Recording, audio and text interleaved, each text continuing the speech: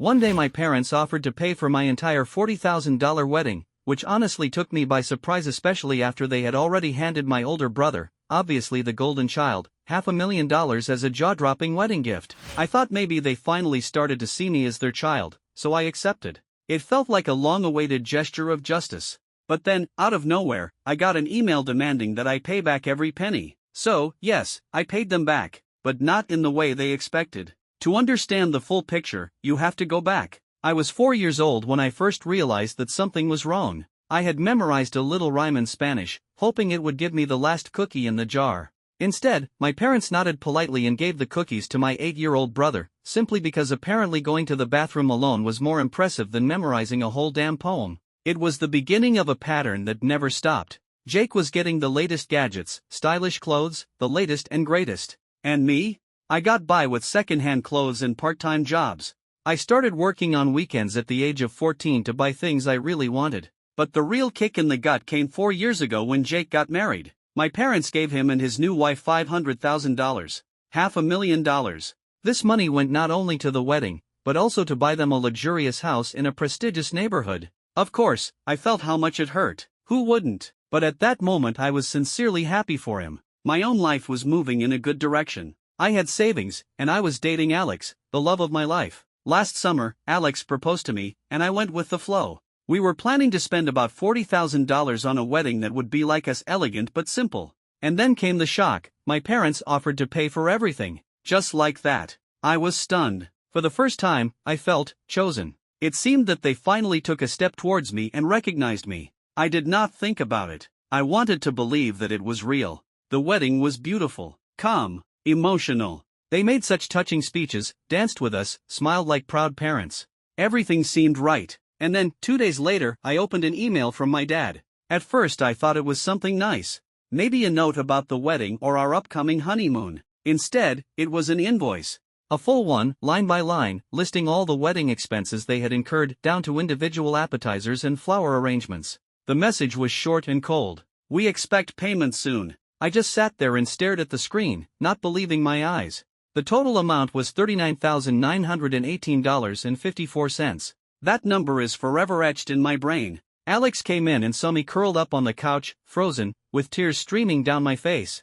Not because of the money, we could have afforded it if we had, but because of what it meant. My parents didn't give us a gift. They had bait and switch, and as soon as the celebration was over, they stuck me with the bill. All these years of being treated like an afterthought? It hit me in an instant. None of us could sleep that night. We stayed up talking, trying to digest it all. And the next morning, I knew what I had to do. I wrote a check for the exact amount and enclosed a letter. I didn't want to talk to them in person. I wouldn't have been able to control myself, and I didn't want it to turn into a screaming match. In the letter, I wrote everything out. I reminded them that I had been on my own since I was 14, paying for myself, watching them take it out on Jake. I told them that their favoritism had never broken me, but this cruel substitution? It broke something. I ended the letter by letting them know that I would never accept a single penny from them, not now, not ever. Not even as an inheritance. After sending it, I blocked their numbers. And then, silence. Nothing. Not a call, not a message. Days passed, and the silence only festered, fueling my anger even more. But then the silence broke in the worst way possible. Suddenly I was bombarded with messages from my family. Unpleasant messages. Distant relatives, people I hadn't spoken to in years, were tearing up my phone. Distant cousins, uncles, family friends, everyone said how ungrateful I was, how dramatic. They said that my parents had done so much for me, and I was making a big deal out of it. Jake called too, screaming about how I was tearing the family apart and that I should have just paid quietly and kept the peace. Typical Jake. Of course, he's defending them. Why wouldn't he? I didn't answer a single person. I don't even know what I would have said. Part of me feels completely vindicated. After a lifetime of being treated like a second-class citizen, this was the last straw. It was time to stand up for myself. But another part of me wonders, am I going too far? Have I gone too far? Was it really so unreasonable to expect my wedding gift to be, well, a gift? Alex's family was incredibly supportive of me in this situation. His parents were shocked when they found out what mine had done. They checked on us every day. But even with their support, the messages from me are starting to wear me down. I don't know what to feel anymore. I keep going over in my head whether I did the right thing. Did I make a mistake by cutting off contact too quickly? Should I have tried to talk to them face to face first before drawing such a hard line? But then again, how many chances do you give people who have never met you? I'm stuck in this emotional tug-of-war. One part of me says that I had every reason to be upset, that I had the right to finally speak up for myself after being number 2 all my life. Yesterday morning I woke up to an email from my mom. I had blocked her personal account, but she found a loophole, a company email that I hadn't yet blocked. The email was long, self-assured. It was ridiculous. According to her, they never intended to cash the check. No, it was all supposed to be some kind of life lesson about financial responsibility. Allegedly, once I passed their little test, they were going to surprise me with a real wedding present, a huge $120,000. I just sat there and stared at the screen with my jaw hanging open. A test? Did they think it was funny to send a bill 2 days after my wedding, after I had given speeches, danced and pretended to care, all just to see how I would react? It wasn't out of love. It wasn't even about money. It was about control. To see if I could bend over and be nice. I didn't hesitate. I immediately transferred the check to my cell phone. There was no way in hell I was going to let them tear it up and rewrite the story with a bow on top. They had to feel the weight of what they had done. Then I sent a short reply. Thank you for confirming that this was an intentional test and not a misunderstanding. I also blocked her work email. That evening, the situation escalated even further. Jake showed up at my apartment, without warning, no notification. He just started banging on the door as if he was going to break it down. I was silent, hoping he would take the hint and leave. But, of course, he didn't. He started shouting through the door, saying that I was being immature and blowing things out of proportion. He said that mom and dad were just trying to teach me responsibility. This comment almost made my blood boil. Jake, the same guy who had never paid for his damn cell phone, never stayed at a job longer than a year without my parents' help, was now trying to lecture me about financial maturity? I didn't say a word. I just quietly pulled out my phone and started recording him. He continued, accusing me of overreacting, of tearing my family apart over nothing. He said I should just apologize, move on and stop making a big deal out of it. He even tried to get out of it by telling me that our parents always tried to do their best for both of us. It was true, because sending me a fake bill was the pinnacle of parental effort. Eventually, he gave up and ran away. But not before he called me selfish and said that I was the reason our family was broken. After he left, I sat in silence for a long time. Angry, numb, exhausted. Jake's outburst only confirmed what I already knew. He would always be on their side, no matter how much they crossed the line. He is their golden boy, and he will protect them to the end. And, of course, as soon as he left me, he immediately ran to them. That night, my phone lit up like a Christmas tree. Messages were pouring in from everywhere, from cousins, aunts, family, friends. They had all heard Jake's side of the story, and each of them felt the need to express their opinions. The messages were almost identical. You're ungrateful. They were just trying to help. One message from my aunt, whom I hadn't spoken to in years, really struck a chord with me. She said that I should be grateful that my parents didn't even bother to teach me a life lesson. She said that I was lucky to have parents who wanted to be involved in my life at all. Lucky? I didn't feel lucky. I felt betrayed. It was as if everyone decided that my parents were right just because they had money. No one cared about the years of favoritism, the manipulations, emotional losses. For them, I was just an ungrateful daughter who refused to appreciate freebies. Alex, God bless him, was a support in all this. He has repeatedly offered to take my phone, turn it off for a few days, and delete the apps. He sees what it does to me, how much it disturbs my peace. He constantly reminds me, you're not wrong. It's not about the money. It's about the fact that they never see you, never appreciate you, if it doesn't fit their narrative. And what's the worst part? I still haven't received a real explanation from my parents. Only this letter. They don't try to discuss everything, they just lean towards the version that I'm the one who is unreasonable. That it was me who ruined the family. I've been through this before. I've tried to talk to them, to explain why I'm hurting. And every time the conversation turns upside down. In the end, I only apologize for speaking up. It's a cycle I know all too well, and I'm too tired to go through it again. So now I'm focusing on what really matters, building a life with Alex. A life of peace. A life where I don't have to earn love by being obedient. I can only wait and hope that maybe one day they will realize how much damage they have done. Until then, I am protecting my peace. A few days after Jake's little explosion at my door, I got a call from someone I hadn't heard from in years, my uncle, my father's brother. To be honest, when I saw his name, I cringed. I thought that he would scold me, like the rest of the family, tell me to suck it up and be grateful. But what did he say? It turned everything upside down. He told me that he had heard rumors about the wedding situation and felt that he needed to lend a helping hand. Not to scold me, but because what happened to my parents was nothing new. In fact, he had gone through something eerily similar almost 20 years ago. Back then, it was him against my grandparents, my dad's parents. They too tried to manipulate him, using money and guilt to control his choices.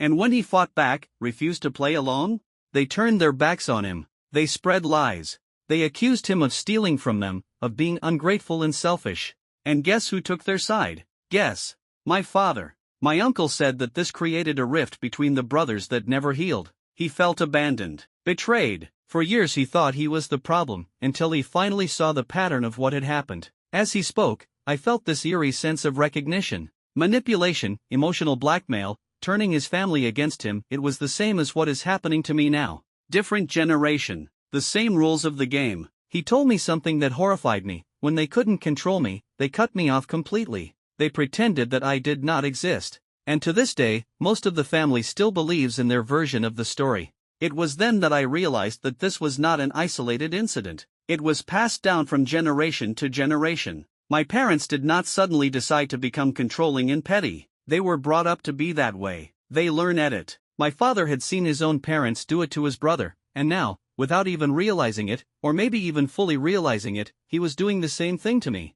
And just as he did then, Jake is playing the same role my dad once played, the loyal foot soldier who defends the toxic behavior, helping to vilify the person who finally said enough. For the next few days, I went over all of this in my head. Maybe deep down, my father feels guilty about what happened to his brother. Maybe by treating me this way, he is trying to justify or ignore that guilt. Or maybe he doesn't see it at all. But one thing has become absolutely clear: the problem did not start with me. Meanwhile, the family drama continued to escalate. Jake was obviously rallying the troops behind the scenes, because suddenly even more messages started coming in from cousins, aunts, and family friends, all of whom repeated the same tired lines. You should be grateful. Your parents have done so much for you. Don't destroy your family because of this.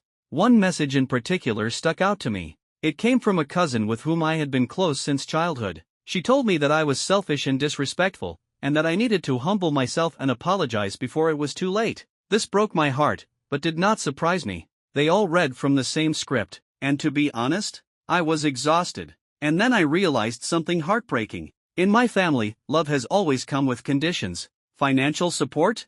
Emotional support? Even just being present at life events, like weddings? There have always been unspoken rules. Expectations. Silent threats. Now that I finally said no, finally drew the line, they were doing the same thing they did to my uncle. They isolated me. They made me the problem. Through it all, Alex was my support. After that call with my uncle, we stayed up late just talking about our future, our boundaries, the kind of family we wanted to build together. He told me that I didn't owe anyone anything. Not to my parents. Not to Jake. Not to the relatives who showed up to play therapist after hearing half the story. His loyalty meant everything. But even with Alex by my side, I still continued to question some things. Was I being too harsh? Was there still a way to heal? Can I make peace without betraying myself? I spent hours going in circles. Was there any way I could keep my boundaries and make things right? And then there was another surprise. I received a voicemail from my father. He said he didn't want to continue the fight, that he was open to talking if I wanted to. No apology, no acknowledgement of what had happened. But still, it was like a shift, a crack in the wall. Part of me wants to call him back, to see if we can finally really talk about everything. But another part of me hears my uncle's warning loud and clear. They will not admit that they are wrong, because they don't think so. If I reach out, I have to be prepared for the same old story: exposure, blame, and maybe worse. I can't afford to go backwards. So now I'm holding the line. I'm waiting. I am thinking about it. I'm trying to figure out what my next step will be, because no matter what happens next, I refuse to go back to being a child who could be blamed and silenced. I am not that child anymore. Part of me wants to believe that my parents can change. That maybe, just maybe, they will start to see me not as someone to be controlled, but as someone to be respected. But deep down, I know that one conversation, one moment of obvious vulnerability won't fix years of pain. I agreed to meet with my father, not for his peace of mind, but for mine. I needed to close this chapter, to say what I had been carrying on my chest for decades. Reconciliation or not, it didn't matter anymore. He looked different when I saw him. Not as formidable as I remembered him, somehow smaller, weighed down by years and perhaps regret. He didn't say I'm sorry directly, but he apologized for the way the wedding had unfolded, for the way my mom and Jake had treated me. He said he'd even asked his family to stop texting me, which gave me the slightest glimmer of relief. Then he did something unexpected. He put a check on the table, the same one I had sent to pay for the wedding expenses. He said he wanted me to take it, that he and my mom had talked and wanted to make amends. But this time I was ready. I pushed him back. I told him, clearly and calmly, that it was not about money. Not anymore. It's about years of emotional wounds that can't be patched up with a piece of paper. Returning the money will not fix anything. And I wouldn't pretend that it would. He looked stunned, as if he expected me to cave in. In his mind, returning the check was a fix, a band-aid. He didn't realize that what I needed was never something he could write a number on. After a long silence, he said he didn't want to lose me, that he knew things had gone too far, that our family was falling apart. I believe he meant it at that moment, but what he didn't realize was that it wasn't about returning. I wasn't interested in pressing the rewind button and pretending that everything could be okay again. I wasn't looking for a new normal. I was walking away from their definition of normal. I told him that I needed space, that this meeting mattered, but it didn't fix anything. I wasn't ready to forgive. I still wasn't. Maybe never. He didn't argue. He just nodded, calmly, as if he had finally seen something he hadn't seen before. And that ironically meant more than anything else he could have said.